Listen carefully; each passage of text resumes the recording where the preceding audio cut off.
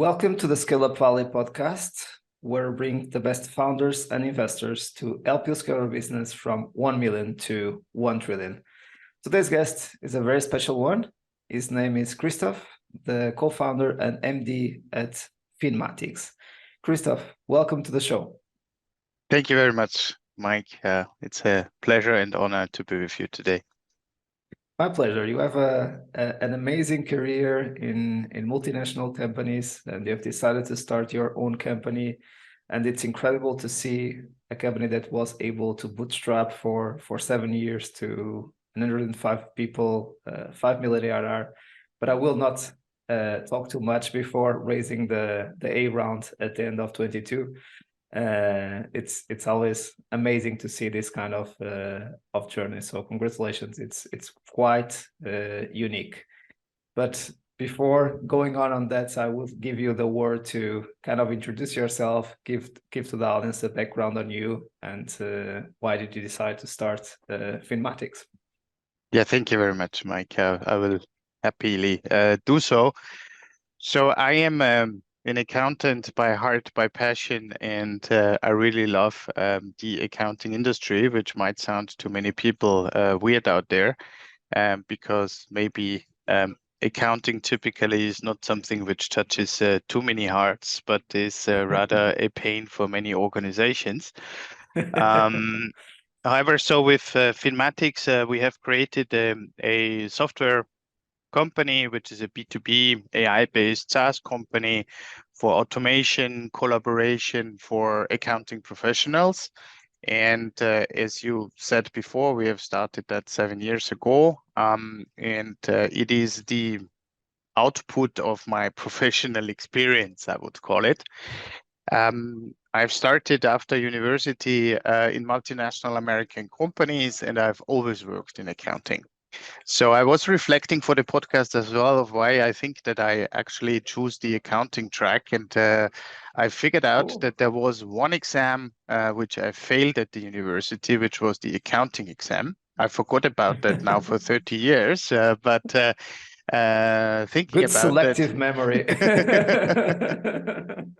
Thinking so about that might be the reason. Brain. So you just erase the things that don't go well. You know that there are a lot of people that love to dwell about what doesn't go well in your life. So that's a great skill. Congratulations. And I started with large American multinationals in the area of finance, had a good education in these companies, and was raising fairly quickly within the accounting departments to global responsibilities. So within 5 years of working, because I was, say, curious and passionate about what I was doing, and there was a nascent industry as well, which at the beginning of the year 2000s arose on the horizon, which was the BPO, business process outsourcing and shared service industry. So I became MD of shared service organizations of American companies in Central Eastern Europe, and then also globally for a company called Flex, where I had a few thousand accountants working for me in China, India, Central Eastern Europe, and also Latin America. So after that, I said, okay, what do I want to do? Do I want to have 10,000 or 20,000 or 50,000 accountants working for me and running the back office organizations of such large organizations? And there was in the fortunate position that I got a call from a company called McKinsey, which might be known, which said, okay, what about consulting in that area where you have so much of operational expertise? So I joined McKinsey. It was an incredibly interesting experience, very challenging, a lot of super projects, very smart people, incredible learnings. I did that for 3 years in the area of advising accounting departments for global I was on your companies. passion. I was on my passion. But here I also got the consulting expertise. And after that, I was like, okay, so consulting is great with McKinsey, but do I really want to do this for the rest of my professional life, which still is quite long? And I decided to open up my first company, which was a service provider, business process outsourcing in the area of accounting, obviously. Of course. And we did that for small and medium-sized companies in the German-speaking market. But then there were in the air about technology, so in the 2014, 2015, that technology is going to eat also services, or software is going to eat it all, basically. Right. And I was thinking about how can I make this connection between the accounting function and technology. I had a lot of conversation, was able to convince my co-founder, who is a technology guy, to join me in this experience. And we had very good prerequisites because of the large data which we already had in the service provider. It was obviously easier to create AI models around accounting automation and accounting collaboration than if you start from scratch. And here I would say that was the starting point of the success of Finmatics. And in your experience, that's an amazing story. So you have lived all over the world before. Now today you are in Vienna, right? Yeah, I've been abroad in my professional life for 16 years. Right. Central Eastern Europe, India, China, Latin America, Egypt. Amazing. What a Um, great experience. always Yeah. running accounting departments or consulting Right. accounting departments. But finally, from a private perspective, I am Austrian. Vienna is one of the most livable cities in the world. Absolutely. At a certain point of time, I was happy to settle back again in my home country with my family, and we happily live here. We just had an investor based there, Daniel from Speed Invest, who has been on the show. So great to have amazing guests and amazing stories coming from Vienna. So and you were introducing Finmatics, and so what does Finmatics? So Finmatics really helps accounting departments. Our customers are either accounting firms like KPMG, PwC, Ernst & Young, which are the big four, so known ones, or thousands of smaller ones also.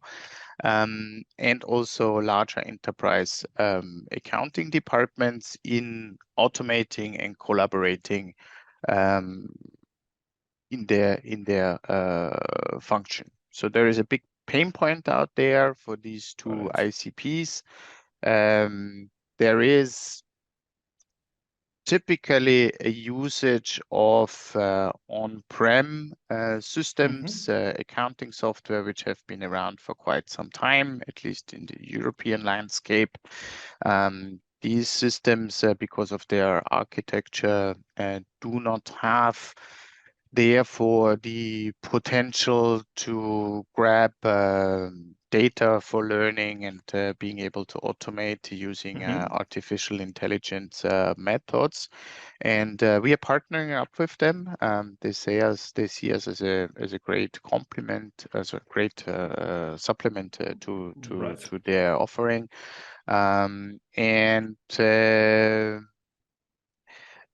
So the automation capabilities as well as the collaboration capabilities, which is typically today in Excel or in email, is not something that people in the year 2023 would expect. In addition to that, there is a huge shortage of accounting professionals globally, actually. So it doesn't matter to which country's podcast I'm listening in on an accounting perspective, but everybody is talking about this one big thing, for which I also have an explanation, because when AI just came around the corner around, say, 7-8 years ago, there were studies like the Oxford study, and the Right. accounting profession was always very high up on jobs which will not exist in 5 years, or automated in 5 years. Now 5 years have gone, even more years. Yeah. The accounting profession is still around, but most probably I people 5 still, years ago thought, okay, let me rather not go into a job right. which doesn't exist. So there's a huge shortage. Yeah. And the combination of these two pain points gives our tool a big advantage and a big opportunity in the market. And we do three things. We connect to our accounting software partners. It's a very tight integration, where we receive data and can send data back as well. Then the second piece is automation of accounting transactions, where we do, say, capture or read the basic data, which we, however, consider more as of a commodity.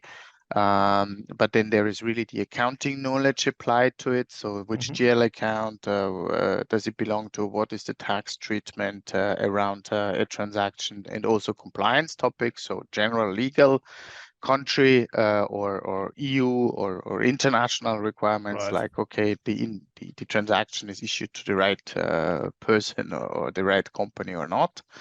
That is also part of our activity, and with that, we help the accountant to relieve a large chunk of their day-to-day activities by automating the transaction processing, and Amazing. give them then an additional activity or additional tool, part of our product suite, which is the collaboration part, because 20-30% of the transactions need to be talked about. Like what I mentioned before, a transaction might have been issued to the wrong organization, then the accountant needs to take action and write the supplier or another department within the organization or customer or whatsoever, and clarify that topic. So all in all, we give the accounting departments more air to breathe, which currently, where currently the air is very thin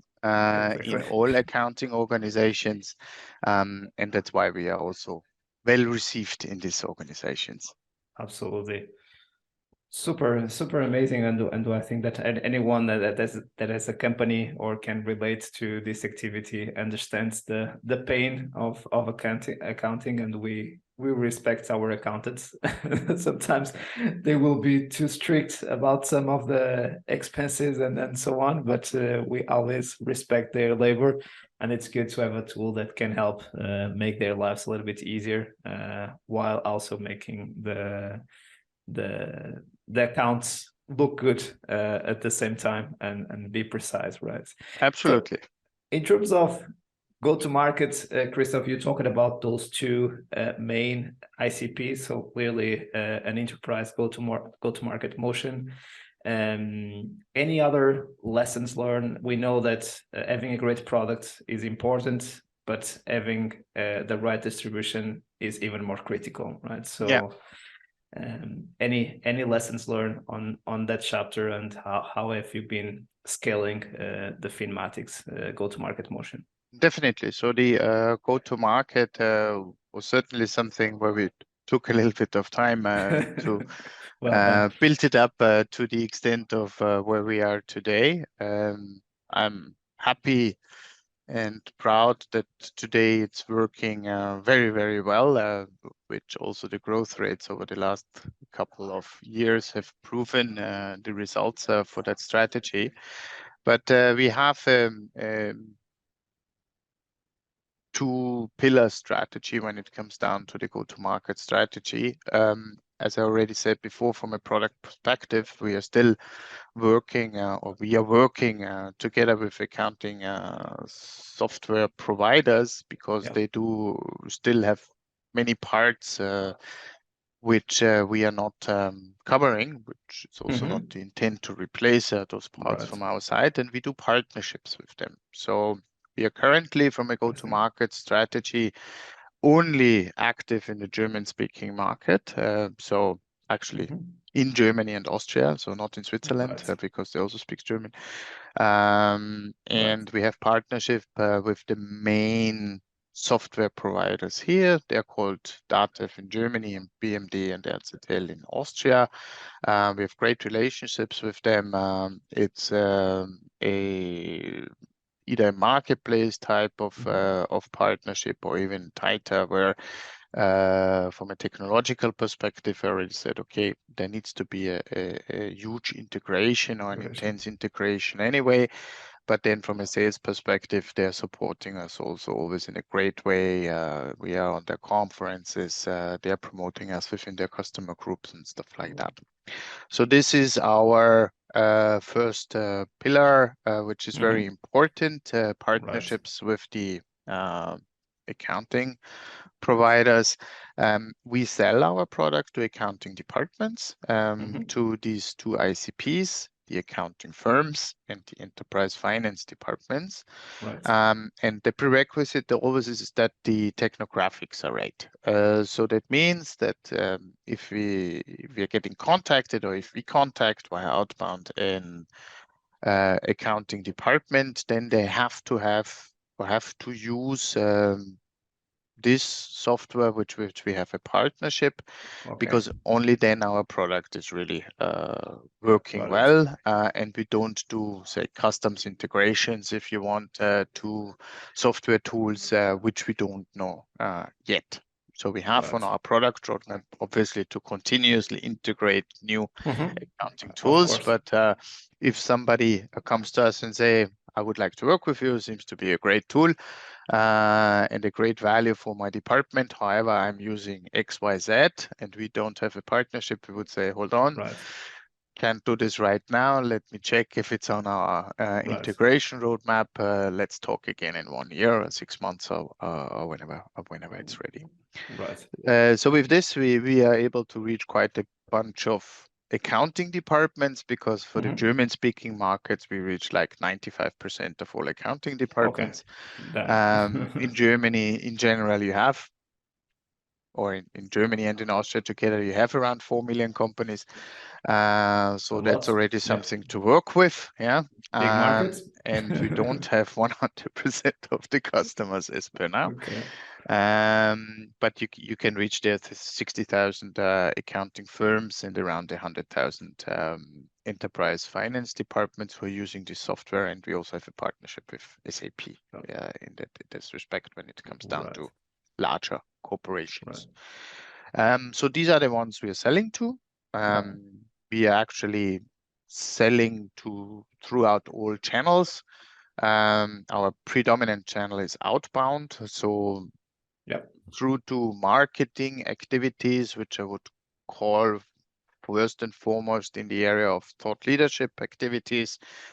We are known within the experts of accounting. So our predominant channel is outbound. There's also quite some inbound, and we also have partner channels, because especially in Germany, there is a well elaborated and educated partner network for these ERP systems, with whom we work very well together as well. So all three channels in place, direct and indirect. We are happy with the current growth rates, but obviously those will increase or shall increase also in the future. Something that I really would like to highlight, especially for the ones who are listening to us, Christoph, is really the radical focus on your thought process. So the clarity about the geographies that you are serving, the target, the number of companies or departments or partners in each of those segments. So there is a lot of clarity there, and what are the channels that you are currently using, but also understanding that you have potential to use much more segments and much more softwares and much more providers, but you decide not to at the moment, to ensure that you have enough market penetration in the segments that you are serving today, avoiding to increase the complexity too early. That will also slow down your growth process. So I really would like to highlight that the component of radical focus that I always talk about on this show. I think it's really important, and congrats for that as well. Yeah, thank you. So this is also not from the start of our company. It's like this. Thanks for sharing. It took us. It encourages all of us, even myself. It took us a little bit of painful moments to, and not a little bit. It took us some painful moments to come up actually with that clarity. And yes, I mean, and especially we are in a very lucky situation, because at the end of the day, if you take a look at our product, you're in the situation that in theory, every company in the world would need it, because every Right. company in the world would does have to do accounting for whatever reasons. So for the reason of everybody has to do it from a government perspective, obviously, and smart companies are using it also for transparency and running the business, taking decisions for the future of the business also. Yeah. So to say, okay, I have a potential of 350 million potential clients, where do I start and what to focus on?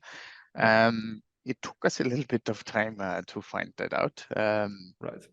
So, but now it helps us a lot to really focus our resources, which are always scarce, and it doesn't matter how much money you have at the end of the day. Depends on the size. Resources are always scarce, to focus them on the items of where we believe is the right area for increasing the value of the organization. Yeah. There was one additional item as well, which helped us a lot to focus on an operational level, because the first one, which I explained, was rather strategic, which was the introduction of OKRs, which we introduced last year. So we can focus everybody within our teams and our organizations to those items which are important for the organization, that we are all aligned on our goals of what we want to achieve in the quarter or in the year. And much more important also is to say, okay, we clearly define what we don't do. Right. And that very often is more important than to highlight at what you have to do, because yes, there were times when we tried to do 100 things at the same time, and we were not succeeding in one of it. Yeah. And it also shows why you were able to get to grow so fast in the last years and get to 5 million ARR. It shows there is product market fit clearly on those two ICPs in those geographies. And of course, something that I've also learned is now when you start opening, or in the future when you start opening new variables of those ICPs or adding new ICPs, it will not get back to the beginning, but we need to be very humble to understand that we will need to find again product market fit on those new segments that we'll be launching. But yeah, definitely, as you said, there is so much potential to grow yet in the current ICPs that we can start planting the seeds with calm, that when they are able to scale up, we are able also to press the pedal and move forward, right? Absolutely. Cool, and that's why, and this is really fantastic. Let's get into the fundraising chapter and a little bit of your story. So, which was a long bootstrapping mode and raising an A round almost with 5 million ARR in revenue, which is quite impressive. I would say if a lot of companies in the craziness recently would even get to the Series A below 1 million ARR. Typically after 1 million ARR in normal times. Today we are in very conservative times, so unit economics are amazing, but you have almost metrics to start thinking about a Series B instead of a Series A. So tell us a little bit more about your journey from that perspective. How did you fund Finmatics to keep evolving, and why did you decide to take venture capital recently? So maybe just a slight correction on the introduction to our founding. We have had angel money also before our Series A. Okay. So it was not entirely bootstrapped, but as we are finance and accounting people, our DNA, yes, we take a lot care about the money that we are spending. Yeah. So you are capital And efficient, but you still raised an angel round. we Apologies about that. raised an angel round, right? So we had initially some Austrian angel investors, very cool guys, Equiventure, they helped us a lot in going through that phase of the organization, seed stage, basically, and also prepared us for Series A. Because there is one thing which I wasn't aware of 1.5 years ago, which is like you have to be Series A ready. Yeah. But when I had the list of what Series A ready means, then it was like, okay, so let's do it. And it check, took check, us check. it took us 6 to 9 months from an organizational perspective to say, okay, so we think we are Series A ready. Now, the funding environment per se, the funding took an incredible amount of time. However, we have spoken so long time. We had spoken with other people before, so we were not surprised that it's going to take 9 months, a year, whatsoever. So in our case, from the kickoff to decide that we go for a Series A until it was closed, it was really 14 months actually. And we started at the beginning of 22, where the markets still were quite bullish. Yeah.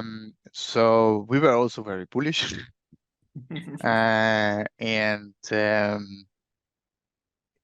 However, always also cautious because, as I said, I mean, we know our numbers. That's our bread and butter business anyway.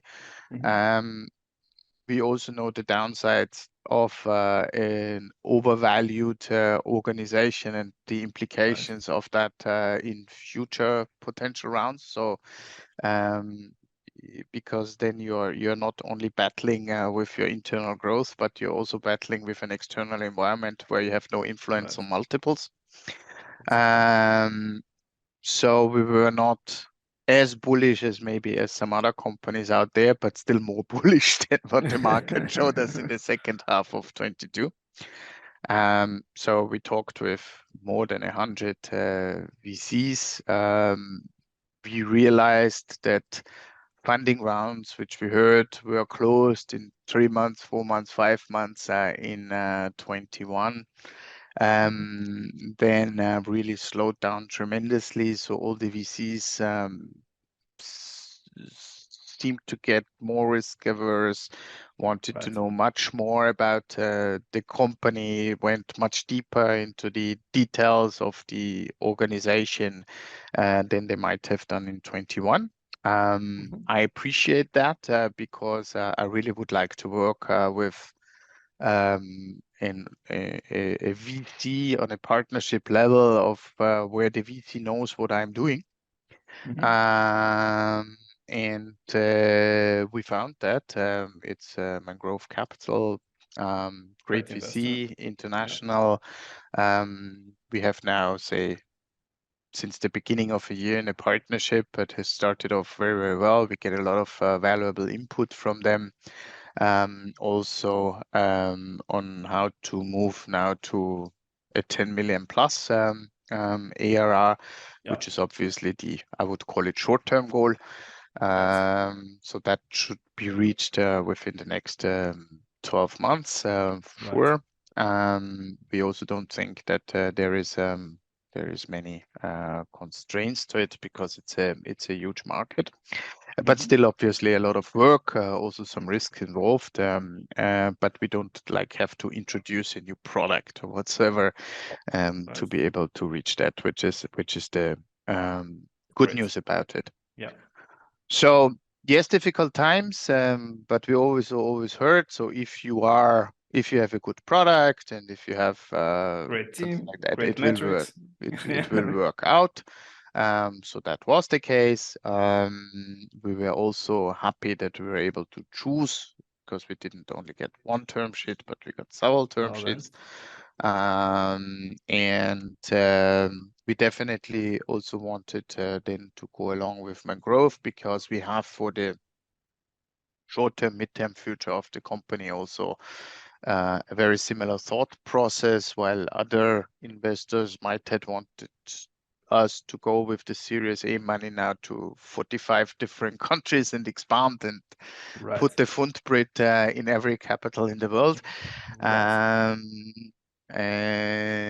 We clearly agreed, which what we think also is very smart, that we stay in the German-speaking market for the next period of time, and professionalize and become better in what we're doing from a sales and product perspective, and then start internationalizing. So, I mean, internationalizing, we have already internationalized because we went to Germany. Now, this is not, this is always forgotten, despite the fact Austria that and Germany are not the same country. Is that a question or a statement? No.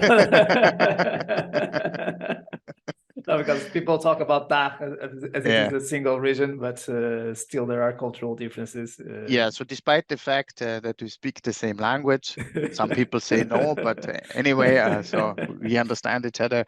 There's definitely a difference in go-to markets and what people are looking for in a product and stuff like that. Yeah, so we had our first internationalization experience also with Germany, but then to be seen what the next countries are. Right. Not decided yet.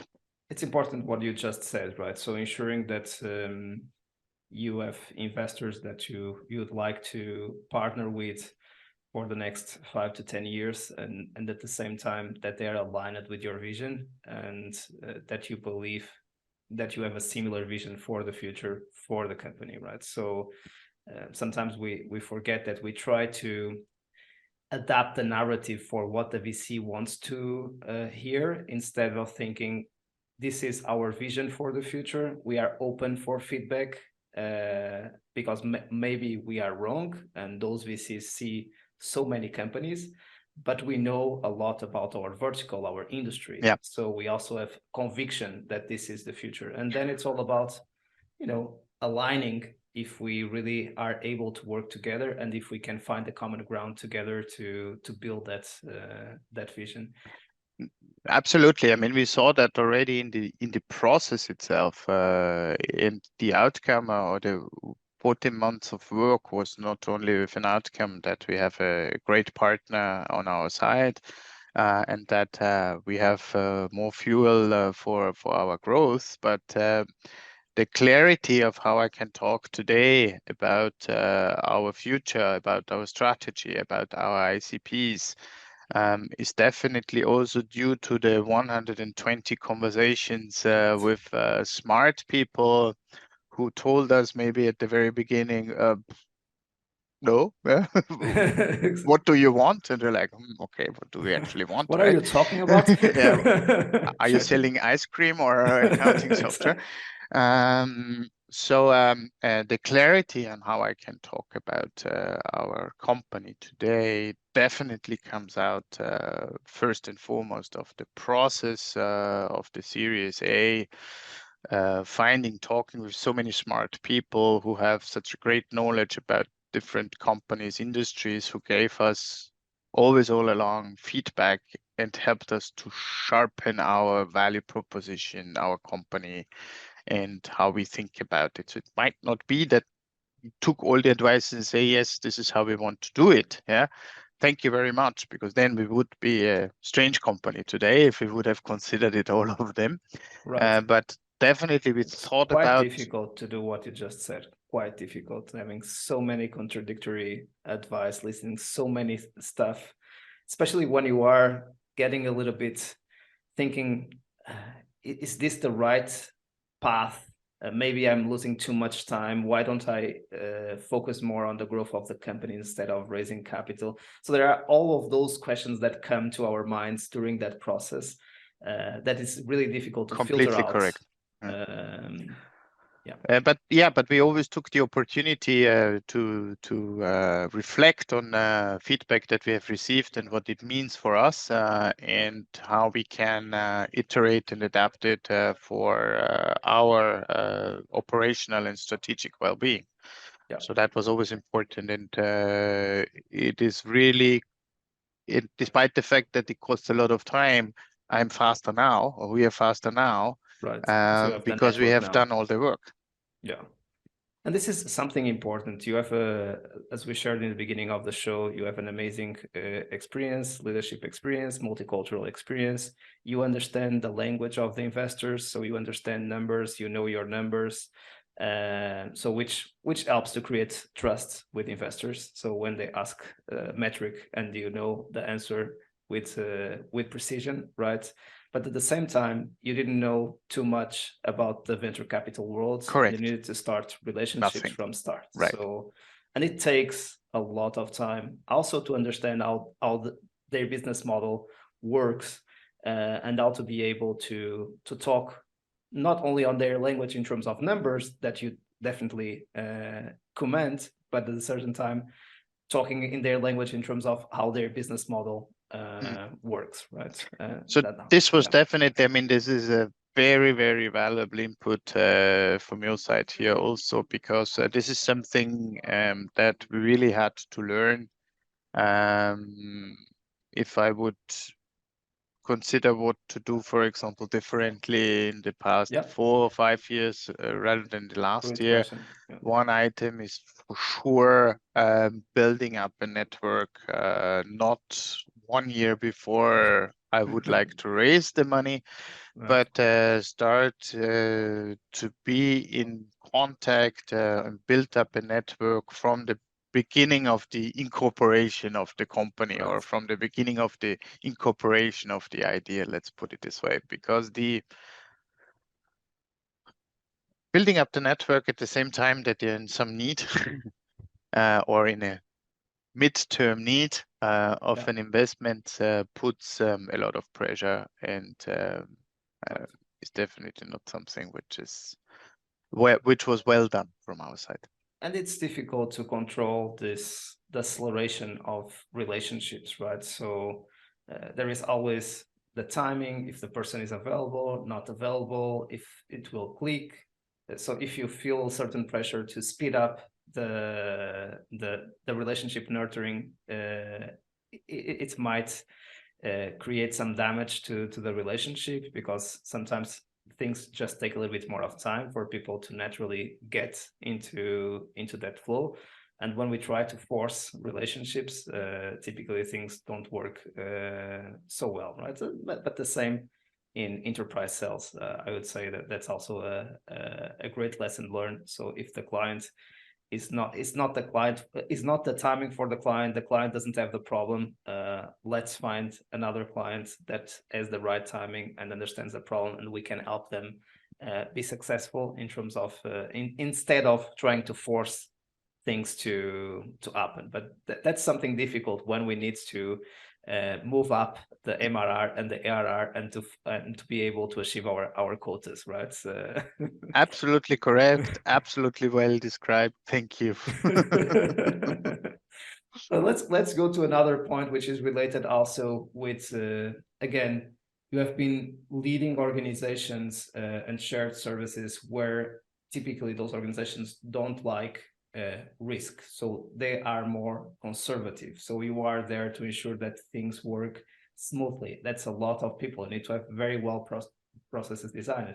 So which the venture capital is much more thinking really bold, big about the future, being super aggressive, and sometimes not having anything that would be a pillar to be able to achieve that boldness, right? So you need to be really sometimes talking about the future, and you are still or kind of the famous sentence that you are building the parachute while you are going down, right? So but you are saying, yeah, I will find out a way of building the parachute, and I will not kill myself at the end of this flight. So the same happened to you in terms of building that self-confidence and that boldness in terms of recruiting tech talent, right, for your accounting startup. So what has been some of your lessons learned around culture and recruitment in that component?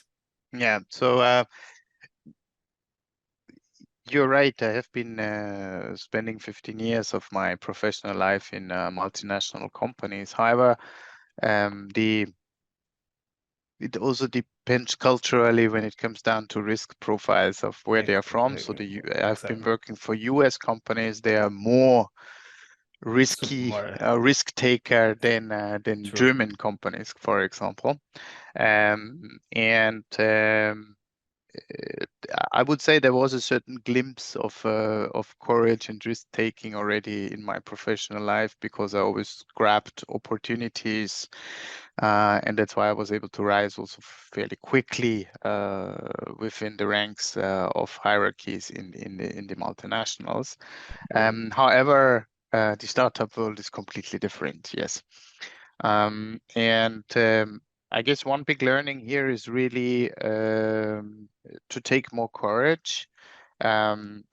Initially, I was very, if not to call it ashamed, to try to hire tech talent because I thought, why should they be interested in accounting? Yeah, if they can work for the Facebook likes of companies or Google's or whatsoever. And with the say course of time, I was then starting to get more self-confident and asking also, so why do you work for us if you can work maybe for cooler companies or companies who do cooler verticals like accounting? Yeah. But then figured out that, so yes, of course, it's about the content of what we are doing, but we are cracking a very important global problem at the end of the day for B2B. Right. Number one. Number two, working in such an environment of accounting where all the data is clearly structured. For data scientists, this is also like a dream environment of where they can really get all their knowledge and all their passion applied to. So and with the speed to apply, I think that was for me pretty okay, because I always wanted to push things forward. And when I was still working in the American companies, for me was also the thing. So okay, fine. So now we have put in place a center in Central Eastern Europe. By the way, there is another opportunity in India. So let's talk about this one also. Yeah. So and it is a great mix for me being in that environment of trying out my boldness in an area which is maybe not that bold, typically accounting, and rather more conservative, and combine it, however, also with and we understand why, because the risks there are quite expensive, and even legal risks, right? And combining it with the conservativeness which the accounting activity needs to come along with, which is a legal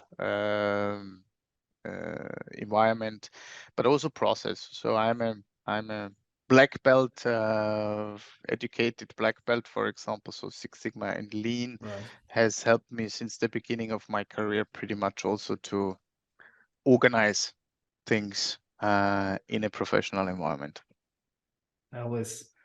I remember to read a lot of books about with Ramcharan, one of my main references, and he was always talking about his times at GE with Jack Welch. Yeah, and I've been there also. He needed to train a lot of the MDs and the business unit leaders on Six Sigma and on all those methodologies, and yeah, so I can relate to that world. I've never been there inside that world, but yeah. And I think that's something that I was saying. It was not in a negative way. I was saying that multinationals, given the growth and the scale, they need to be able to optimize and reduce risk to be able Right. to survive. And we know that at the same time they are trying to bring processes to also be able to combine that conservative approach or that risk mitigation approach to an innovation approach, because they know if they don't innovate, they will also may also die if they don't embrace any risks. But something that I also enjoy about your story is what you said before about always taking a new challenge and being entrepreneurial already within multinationals. And after that, you also started your own company before starting your second company in the VC world, right? So which shows that sometimes also let's say the suspicion that we have about inviting people from large enterprise companies to come for executive positions in startups might be right or wrong. So we need to be very careful about what is the background and the experience and the person and the attitude and the mindset of the person to be adapted to that context, right? Correct. Yeah, absolutely correct. Well, very well summarized. No,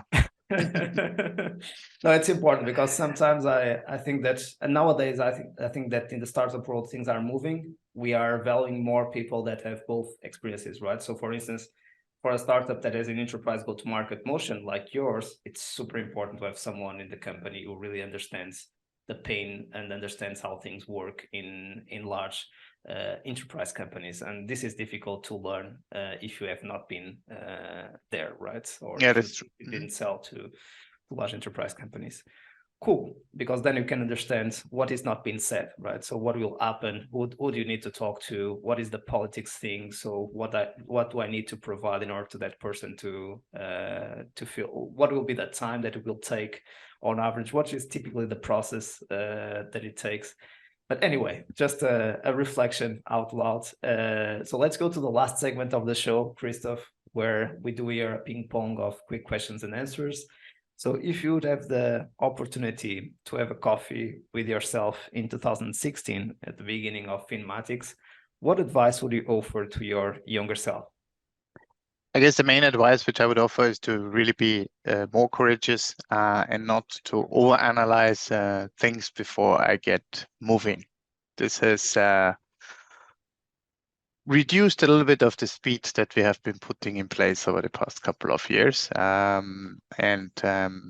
So be courageous. If it's done diligently, it will work out fine. Awesome. What are you the most proud of on your journey so far? When it comes down to my professional life, I think it's really the curiosity to try out different things, to learn from different cultures, live in different countries, take on different professional activities as a leader of a few thousand people in a large organization, to a startup founder, however, always being an accountant. Yeah. I love that part. Worst advice ever received? See, I don't think that there's actually bad advice. I do hope that everybody who is advising you, or I take that for granted, takes it as a good as a good meaning and doesn't want to give you bad advice. So there is no bad advice in my opinion. What I do if I think, okay, it's an important question where I'm asking advice from, I typically tend to ask more than one person. So right, so you can see the pattern. Yeah. But even in that time, I think that, and I don't want to interrupt the flow of the quick question and answer. It's really important to listen to ourselves and to follow our intuition and our gut. And sometimes the counterintuitive path is the best path to go, and the pattern will not give you a good advice, let's say. And that has been done, yeah. But if it's an important question, few people, myself, let's see where we stand, and then take a decision of where to go. Absolutely. And other resources. Your favorite book, business or non-business? So I have been reading lately a book which is called CEO Excellence, which is from some McKinsey senior partners, which really have given me a lot of learnings of as the company is also growing, what are patterns of being successful in larger organizations. And I hope I learned enough to make the next growth and milestones ready for our Finmatics organization here also. What is the name of the book again, Christoph? CEO Excellence. CEO Excellence. Awesome. Favorite movie or series? Yeah, I'm not a big movie and series watcher in all fairness, but obviously I have to mention The Accountant. Yeah. So if by any chance Ben Affleck is listening to this podcast, I would be happy to talk about a collaboration. On the other hand, when it comes down to series, I'm a big fan of Matt Groening. So Simpsons and Futurama is something which always makes me laugh a lot. You know that some actors are starting to get into VC, so maybe it's definitely and So maybe Ben it's not Affleck, Ben. please call. Exactly. Please call Christoph and tell us about the success story, so we can talk about it on your new podcast. And finally, your favorite podcasts, excluding this one. So typically I'm listening actually in German language. I have a few accounting podcasts, obviously. Yeah. So to mention, one is called Cloud Accounting, and another one is called Accounting Today. They're both providing good insights on trends if you are interested by chance, like me, in accounting.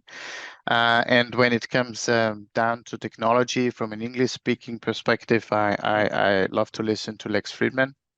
This is really incredible interviews that he is conducting there.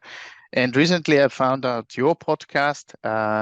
Congratulations. So thank you, Christoph. It's been a recent valuable resource. Thank you. And I'm super happy to have you on the show as well, making it more available for everyone that are listening to us. Christoph, it has been a pleasure to have you on the show.